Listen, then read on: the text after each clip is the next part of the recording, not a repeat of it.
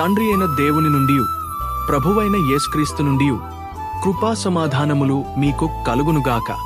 ఈరోజు దేవుడు తన పరిశుద్ధ గ్రంథములో నుండి మనకు అనుగ్రహించిన నేటి దేవుని వాగ్దానము జెకర్యా 2వ అధ్యాయము 10వ వచనం ప్రకారం, నేను వచ్చి మీ మధ్యను నివాసము చేతును అని దేవుడు మాట్లాడుతున్నాడు.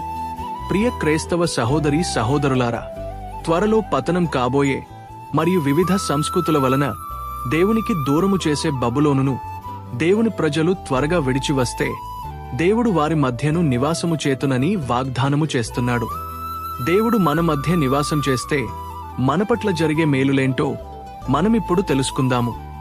మరి అవేంటంటే, 1. మనము దేనికి జడియము. 2. ఏ కీడు మనకు ప్రాప్తించదు.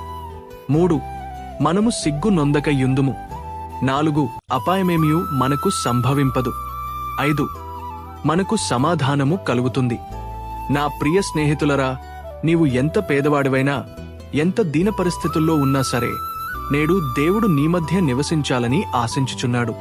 కావున నేడు నీ హృదయములో ఉన్న చెడుతనమును, సమస్త పాపమును విసర్జించి, నీ హృదయము ఆయన ఆలయమైనదని గ్రహించి, ఆయనను నువ్వు సంపూర్ణముగా ఆహ్వానిస్తే ఆయన నీలోనికి వచ్చి నీలో నివసించి నీ జీవితాన్ని ఆనంద సంతోషాలతో నింపుతాడు. ఇట్టి కొద్ది మాటలు దేవుడు దీవించునుగాక. ఆమెన్. ప్రార్థన. మహాపరిశుద్ధుడవైన మాదేవ, దయగల మా తండ్రి, నేడు మీరు మాకు అనుగ్రహించిన ఇట్టి వాగ్దానాన్ని బట్టి ముందుగా మీకు వేలాదిగా స్తోత్రములు చెల్లిస్తున్నాను.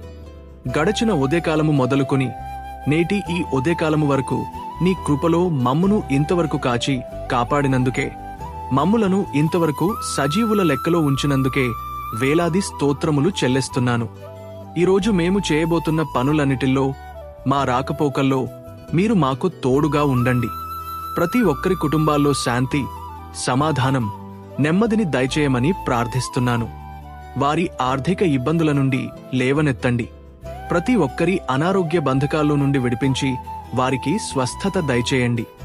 అయ్యా, వారి కుటుంబాల్లో కొదువైయున్న ప్రతి అవసరాలను, ప్రతి అక్కరలను మీరే తీర్చమని ప్రార్థిస్తూ, సమస్త కీర్తి, ఘనత, మహిమను మీకు మాత్రమే చెల్లిస్తూ, నజరేయుడైన యేసుక్రీస్తు నామంలో ప్రార్థించి వేడుకొనుచున్నాను, మా పరలోక పరమ తండ్రి. ఆమెన్. మీ అందరికీ దేవుని నామములో వందనాలు తెలియజేస్తున్నాను. దేవుడు మిమ్ములను దీవించునుగాక. ఆమెన్.